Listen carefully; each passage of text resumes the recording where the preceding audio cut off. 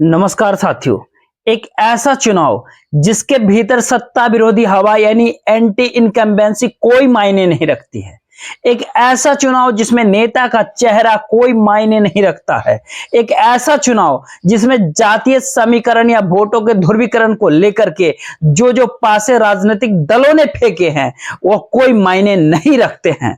और एक ऐसा चुनाव जिसके भीतर जनता के लिए कल्याणकारी योजनाओं का ऐलान हो या फिर राहत और रियायत देने की बात हो या सीधे बैंक ट्रांसफर के देने वाली पैसे का जिक्र किया जाए, यह भी इस दौर में कोई मायने नहीं रखता। और एक ऐसा चुनाव जिसमें सहयोगियों की मौजूदगी आने वाले समय में होगी या फिर नहीं होगी, वह भी इस दौर में उभर करके सबके सामने आ जाए। यह दरअसल एग्जिट पोल है जो 5 राज्यों के विधानसभा चुनाव का एग्जिट पोल। 2 दिन के बाद 5 राज्यों के असल चुनाव परिणाम भारत देश के सामने होंगे। लेकिन एग्जिट पोल का मतलब यह होता है कि संकेत आपको पहले से ही दिखाई देने लगे। जिन्होंने उम्मीद बांधी है वह संभल जाए, जिन्हें भरोसा है जीत का वह भी जरा संभल करके बोले। और शायद इसीलिए एग्जिट पोल के जरिए जो तस्वीर उभर करके सामने आ रही है वो बहुत चौंकाने वाली है। ना सिर्फ चौंकाने वाली है बल्कि भारत देश की राजनीति में इस एग्जिट पोल की जो तस्वीर है वह कहीं ना कहीं आने वाले समय की उस राजनीतिक की आहट है जिसे सुनने के लिए हो सकता है कि किसी तबके को शायद मंजूर ना हो। लेकिन इसके बावजूद भी इस देश के तमाम न्यूज चैनल और इंडिपेंडेंटली जो भी अखबारों ने अपने एग्जिट पोल को रखे हैं, सामने लाए हैं, उनकी तस्वीर में 3-4 बातें साफ तौर पर बताई जा रही है। इस 3-4 बातों में सबसे पहली जो बात है वो सहयोगियों की उम्र क्या अब पूरी हो गई है। इससे जो दूसरा अगला सवाल उठता है कि जो छत्र कांग्रेस के अपने चेहरे के बूते मैदान में हैं, क्या उनके लिए यह एक आखिरी चुनाव है। तीसरी परिस्थिति है, क्या प्रधानमंत्री नरेंद्र मोदी का चेहरा क्या इस समय में इससे पहले जो 100 वाट के रोशनी में जलता था, क्या अब उसकी रोशनी अब घट गई है। या फिर और अगला जो सवाल उठता है, क्या सबसे बड़ा यह महत्वपूर्ण है कि जो जनता के लिए सबसे परिपक्व राजनीति या फिर जिताने की दिशा में बढ़ता हुआ आगे कदम था, उसको अगर आप शेड्यूल कास्ट या शेड्यूल ट्राइब्स यानी दलित और आदिवासी या फिर अत्यंत पिछड़ा जो ओबीसी होता है या फिर उससे हट करके जो मुस्लिम और जनरल होता है, उस 5 कैटेगरी के दायरे में अगर आप रखिएगा तो एक ही पल में आपको भारत देश के भीतर जो ओबीसी का शोर है वह भी इंडिया अलायंस के जरिए और कांग्रेस के जरिए शोर है, उस शोर का तत्काल में कोई मतलब नहीं है।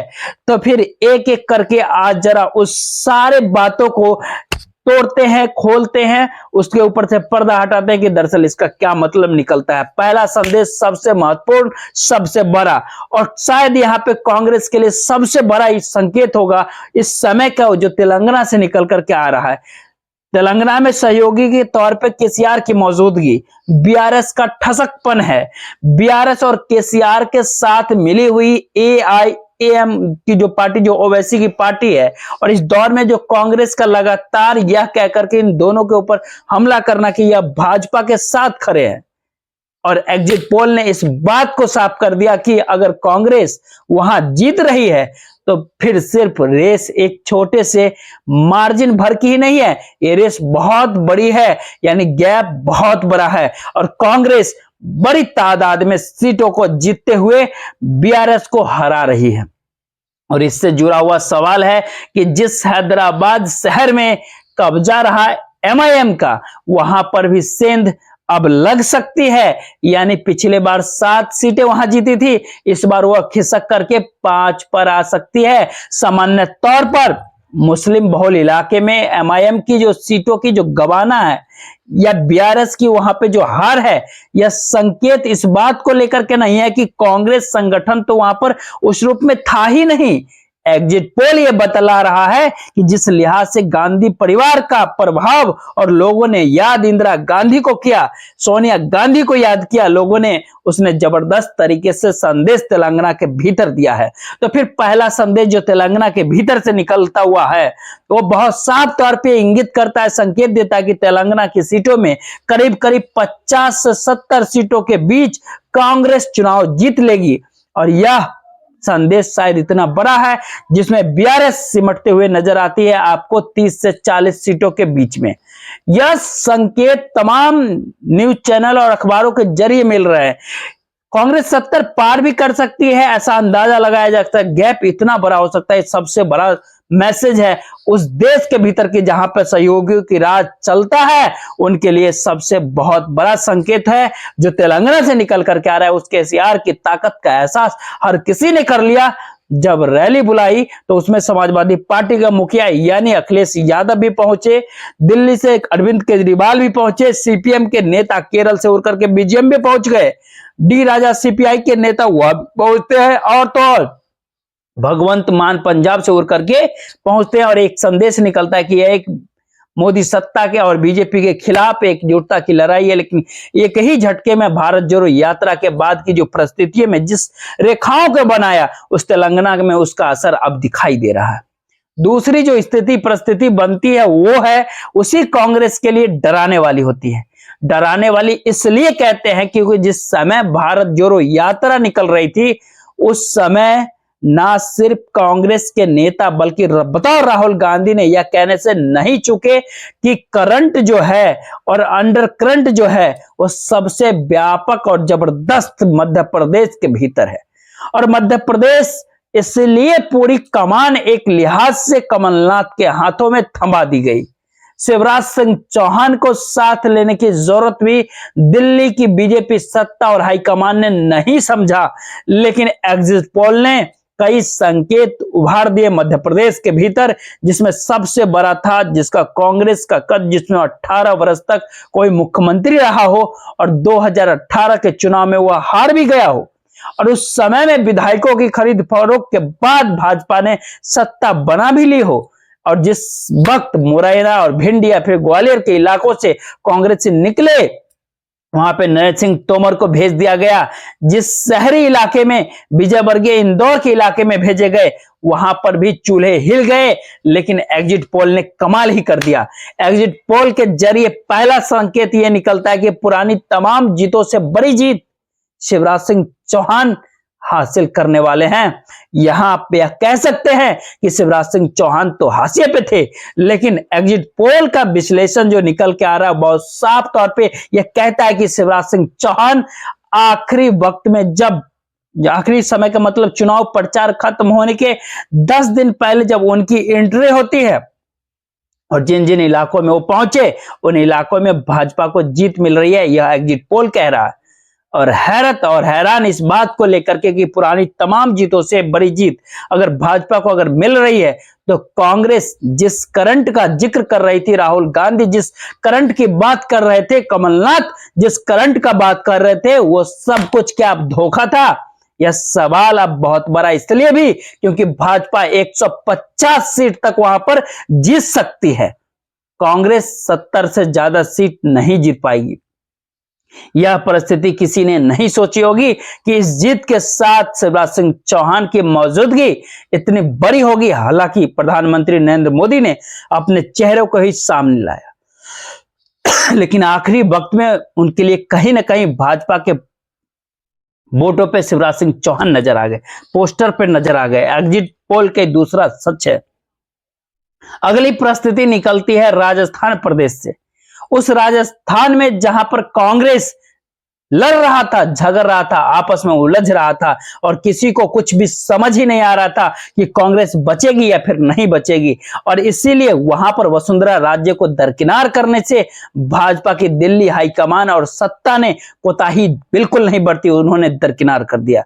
आखिरी समय में वसुंधरा राजे की भी वहां पे एंट्री होती है जब 7 दिन चुनाव प्रचार के बचे हुए थे, और इस समय में जहां जहां वसुंधरा राजे पहुंची वहां वहां जीत की परिस्थिति भाजपा दिखा रही है।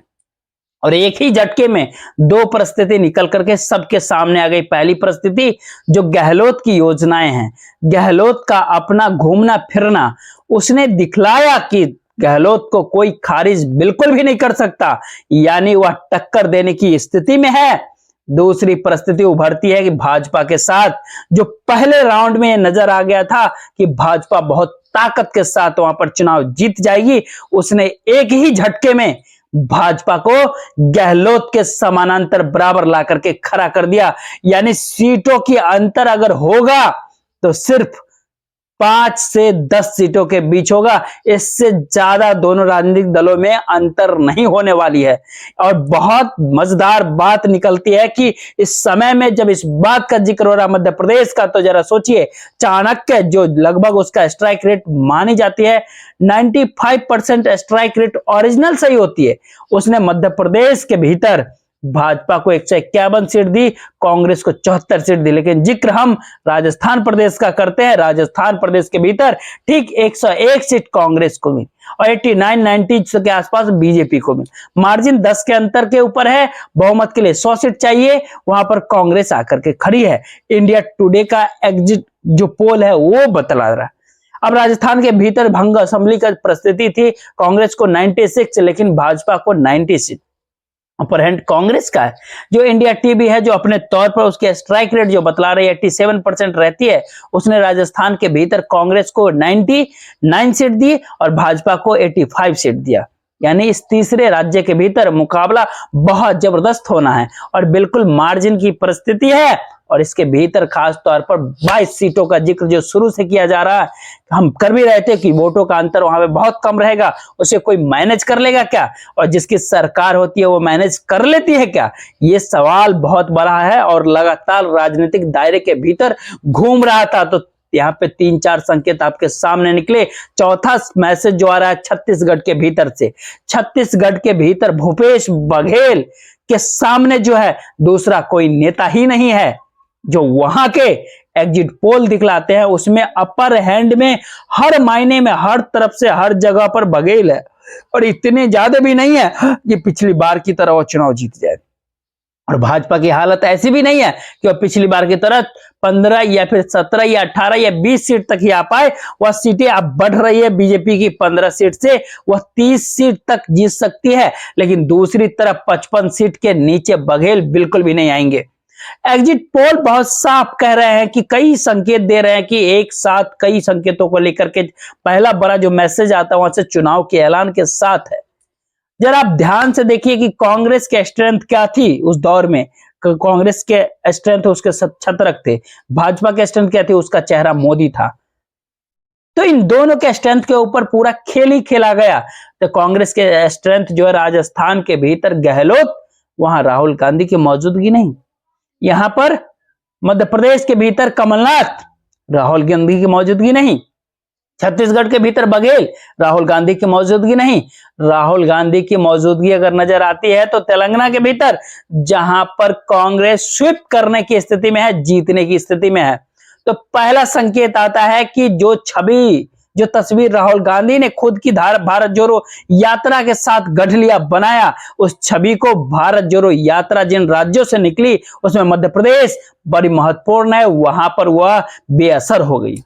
तो फिर क्या नेताओं की मौजूदगी कांग्रेस के भीतर जो एक कतार के साथ, क्या अभी से नहीं बल्कि सालों साल से खड़ी हुई है, लोग उसे खारिज करने को तैयार है। और मध्य प्रदेश का संकेत है और संदेश 18 वर्षों तक शिवराज सिंह चौहान के पास सत्ता रही, तो फिर क्या एक लाडली बहना योजना ने इस बार कमाल दिखाया? ऐसा भी नहीं है, क्योंकि शहरी इलाकों के भीतर में इन तमाम योजनाओं को लेकर के एक आक्रोश रहता रहा कि क्या टैक्स पेयर का पैसा बांटते हैं, आपके साथ इस रूप में कैसे खड़ा हुआ जा सकता है, जहां पर आप सिर्फ पैसे बांट करके चुनाव जीतना चाहते हैं। वो शहरी महिलाओं के भीतर भी सवाल उठ रहा था, महंगाई का सवाल था, बेरोजगारी का सवाल था, मुफलिसी का सवाल था। लेकिन राजनीति सिमटते सिमटते एंटी इनकम्बेंसी या फिर सत्ता विरोधी से निकल करके नेताओं की अपनी मैच्योरिटी, परिपक्वता के ऊपर या फिर नेताओं की अपने उस साख के ऊपर आकर के अटक गई कि उस राजनीतिक को करते वक्त कैसी गवर्नेंस संभालते हैं और जनता से कैसे जुड़ते हैं। शिवराज सिंह चौहान यहां पर 20 साबित हो गए, कमलनाथ यहां पर चूक गए, 19 साबित हो गए। एग्जिट पोल के भीतर जो बघेल दूसरी तरफ इसी गवर्नेंस और अपनी आदिवासी बहुल क्षेत्रों की उसी राजनीतिक को कहीं आगे लेकर के गया। और इसीलिए अगर आप ध्यान से देखिएगा तो जो आदिवासी बघेल के साथ लगभग 60 से 70% के बीच आकर खड़ी है, वही आदिवासी मध्य प्रदेश के भीतर कांग्रेस के साथ 30 से 40% ही आ जाती है, उसमें एक ही झटके में 20-30% की कमी आ गई, गिरावट आ गई, जो भाजपा को लाभ पहुंचा दी। एग्जिट पोल के भीतर यही परिस्थिति राजस्थान के भीतर भी आदिवासियों को लेकर के रही है। वहां पर जो है अपने आप को आगे नहीं बढ़ा पाई कांग्रेस, 8% वोट की कमी वहां पर आ रही है। दूसरी तरफ करीब करीब 8% वोट की बढ़ोतरी आ गई आदिवासियों के वोट को लेकर के और शेड्यूल्ड कास्ट को वोट को लेकर के। यहां पर एक संकेत और एक सवाल मायावती को लेकर के उठता है, क्या मायावती यानी बीएसपी चुनाव प्रचार में कहीं नहीं निकली? लेकिन राजस्थान और मध्य प्रदेश दो ऐसे राज्य हैं जहां पर मायावती अपनी वोट के जरिए किस दिशा में जीत जाएगी उस दिशा में कुछ कदम तो आगे बढ़ा देती है, लेकिन उनकी मौजूदगी पूरे चुनाव के समय थी ही नहीं, तो फिर एक ही झटके में उनकी शून्यता का लाभ जो है भाजपा को मिल गया। जो शेड्यूल कास्ट वोट है वो पिछले बार की तुलना में लगभग 6 से 9% वोटों अलग अलग जगहों पर उसमें बढ़ोतरी हो गई भाजपा को। और ये सबसे बहुत महत्वपूर्ण सवाल होता है कि जिसका ऐलान राहुल गांधी ने कई मौके पर किया था और एग्जिट पोल उस दिशा में आगे दिखाई दे रहा है कि क्यों वो गलत साबित हो रहे हैं। ओबीसी का सवाल जिस लिहाज से कांग्रेस ने लगातार उठाया, अगर एग्जिट पोल को हकीकत के तौर पर मान ले कि 3 दिसंबर को यही फैसले आने वाले हैं, तो फिर ओबीसी जिस तेवर और तलखी के साथ राहुल गांधी उठा रहे थे, जिस जातिगत जनगणना को जोड़ रहे थे, सेंसस को जोड़ रहे थे, न्याय का सवाल उठा रहे थे, उसका दोहरा असर है। पहला यहाँ पर असर जो होता है वो अपर कास्ट का जो वोट है, वो वोट एक ही पल में भाजपा के साथ आकर के जुड़ गया, ये लाभ भाजपा को मिल गया। लेकिन दूसरे तरफ ऐसा भी नहीं है कि ओबीसी का वोट कांग्रेस के साथ गया हो। तीनों राज्यों के भीतर और खास तौर पर इसका जिक्र इसलिए भी इस बार जरूरी है क्योंकि बार बार कांग्रेस ये कहती रही कि बघेल हो या फिर गहलोत हो, ये दोनों ओबीसी नेता के तौर पर हैं और कांग्रेस के नेता ओबीसी के तौर पर मुख्यमंत्री नहीं बनाती है। और उन्होंने कहा था हमारे देखिए तीसरे मुख्यमंत्री सिद्धारमैया वो अभी तो ओबीसी से आते हैं। लेकिन सवाल उठता है क्या ओबीसी के मुद्दे को उठाने के बावजूद भी क्या पिछले चुनाव के तुलना में इस बार ओबीसी वोट बैंक जो बढ़ना चाहिए था वो नहीं बढ़ा कांग्रेस के लिए, तो कुछ जगहों पे तो वो कम हुआ है। ये संदेश क्या है? और बहुत बड़ी बात ये निकल करके आती है कि मध्य प्रदेश के भीतर समाजवादी पार्टी जिन इलाकों के भीतर अपने 7 कैंडिडेट को खड़ा की थी, उन इलाकों के भीतर ओबीसी वोट कांग्रेस के हिस्से में पिछले बार की तुलना में करीब करीब 6% इस बार गिरावट हो गई, कम हो गई। ये संदेश क्या देता है? ये संदेश बिल्कुल साफ निकल रहा है, कई हो रहा है। जरा एक पल के लिए जरा उस आंकड़ों को टटोलिए, समझिए कि जरा उसे समझने की दरअसल संदेश का मतलब क्या होता है, उस हिस्से में आप पढ़ेंगे। लेकिन जो मध्य प्रदेश का इलाका होता है उसके भीतर तमाम न्यूज चैनल और उसका अगर आप पूरा औसत निकालिएगा, जितने भी न्यूज चैनल और अखबार के भीतर भास्कर और तमाम रिपोर्टिंग के जो देखिएगा, उसमें साफ तौर पर मध्य प्रदेश के भीतर किसी भी हालत में कमलनाथ चुनाव नहीं जीत पाएंगे। यह एक औसत मैसेज आता है, जो संकेत आता है। दूसरा संदेश मध्य प्रदेश के भीतर से आता है यही कि पहली बार 150 सीट भाजपा जीत सकती है। और तीसरा संदेश निकलता है कि कांग्रेस की सबसे बहुत बुरी गिरफ्त इस चुनाव में हो सकती है मध्य प्रदेश के भीतर। ये संकेत मध्य प्रदेश के भीतर से बहुत साफ तौर पे निकल करके आ रही। राजस्थान के भीतर आप झांकिएगा तो वहां पर मुकाबला जो है अपने तौर पर इतने कांटे का है, जो बहुत साफ कहता है कि 90 और 100 सीटों के बीच दोनों को ही रहना है। और 200 सीटें कुल है, तो फिर चाहे वह आज तक हो, चाहे टाइम्स नाउ हो, चाहे न्यूज 18 हो, चाहे इंडिया टीवी हो, चाहे न्यूज 24 हो, चाहे टीवी 9 हो या फिर एबीपी न्यूज हो, तमाम तरह के इलेक्ट्रॉनिक प्रेस मीडिया हो, इसका संकेत बहुत साफ है। यानी जैसे एबीपी न्यूज होता है, उसने भाजपा को खुले तौर पर यहाँ पे जिता दिया है। जो टाइम्स नाउ होता है उसने खुले तौर पे भाजपा को जिता दिया। अभी ही टीवी 9 है, इसने भी अपर हैंड दे दिया भाजपा को। न्यूज 18 इसने भी दे दिया, लेकिन इनका स्ट्राइक रेट बीते चुनाव के भीतर या एग्जिट पोल का था, वो बाकी 3-4 जो आज तक है, न्यूज 24 है या जो इंडिया टीवी है, इन तीनों चारों की तुलना में करीब 20% कम इनका स्ट्राइक रेट रहा। और इन तीनों चारों ने कांग्रेस को जिता दिया। अब यहाँ पर सवाल उठता है कि जो जिताने और हारने के बीच में जब आप आकर के खड़े होंगे तो वहां पे समझ जाएंगे कि पहला संकेत क्या, मैसेज क्या बहुत जबरदस्त टक्कर आ रहा है। दूसरा जो संकेत आता है, गहलोत ने जिस लिहाज से अपने बूते राजनीति को योजनाओं के जरिए साधा और अपने चेहरे को लेकर के वो चलते आगे चले गए। उस समय में जब बेटे को ईडी बुला रही थी लगातार, तब भी वो आगे बढ़ते चले गए। उसके बावजूद भी डिगे नहीं, गिरे नहीं, वो संभलते रहे। और हालांकि इसके बाद ये बेहतरीन स्थिति है। हालांकि जो गहलोत और भाजपा आमने सामने जब खड़े हैं, तो फिर यह परिस्थिति आ सकती है कि शायद 1-2 सीट से अगर बाकी 4 इलेक्ट्रॉनिक मीडिया और पेपरों का जिक्र करे, तो वहां पे भाजपा अपर हैंड में आ सकती है। और भाजपा के नेताओं से बात आप कीजिएगा तो सिर्फ एक बात बताते, सिर्फ हमें 1 सीट तो ही ज्यादा चाहिए जितनी कांग्रेस को मिल रही है, और हम ही को बुलाया जाएगा। लेकिन राजस्थान का संकेत एक दूसरा भी आता है, जिसे बागी कहा गया। वह इस समय में कमाल दिखाने की परिस्थिति में है। जो बेनीवाल की पार्टी है, जो भारतीय आदिवासी पार्टी है, वो छिटपुट सीट के ऊपर असर डाली और छिटपुट सीट जीतने की उम्मीद है, और जिसने प्रभावित किया चुनाव को और कांग्रेस को, वोट बैंक को, और भाजपा को इसका लाभ मिल गया। तो फिर ऐसा भी हो सकता है राजस्थान के भीतर, अगर परसेप्शन के तौर पे आप देखेंगे तो राजस्थान के भीतर अगर बराबर की टक्कर है, तो फिर अभी आप यह कह नहीं सकते कि गहलोत ही जीतेंगे वहां, यहां भाजपा भी जीत सकती है। अब अगला मैसेज आता है जो बहुत साफ क्लियर कहता है कि छत्तीसगढ़ के भीतर से जो आता है यह बहुत महत्वपूर्ण इसलिए भी है क्योंकि बघेल अपर हैंड में क्यों है वहां पर, और वहां पर कोई दूसरा नेता इस समय में खड़ा क्यों नहीं किया गया।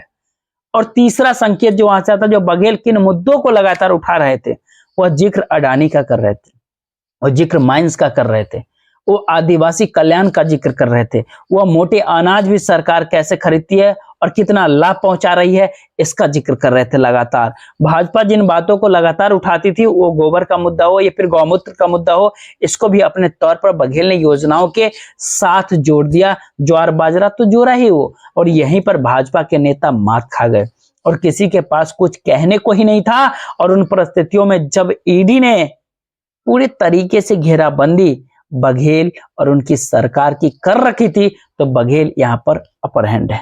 लेकिन सबसे जो बड़ा संकेत मैसेज जो निकल करके आता है, जो मिजोरम की स्थिति भी, हालांकि आपको जो मिजोरम को लेकर के जो तेलंगाना पे का है, मिजोरम पे जो बहुत साफ है कि एनएमएफ के जो सीट थी, वो सीट जब वहां के मुख्यमंत्री ने कहा था कि प्रधानमंत्री के साथ, मोदी के साथ वो मंच शेयर नहीं करेंगे, अगर वो रैली करने आते हैं तो प्रधानमंत्री नरेंद्र मोदी चुनाव प्रचार करने नहीं पहुंचे, वर्चुअली वो पहुंचे, वर्चुअली वो भाषण दिए।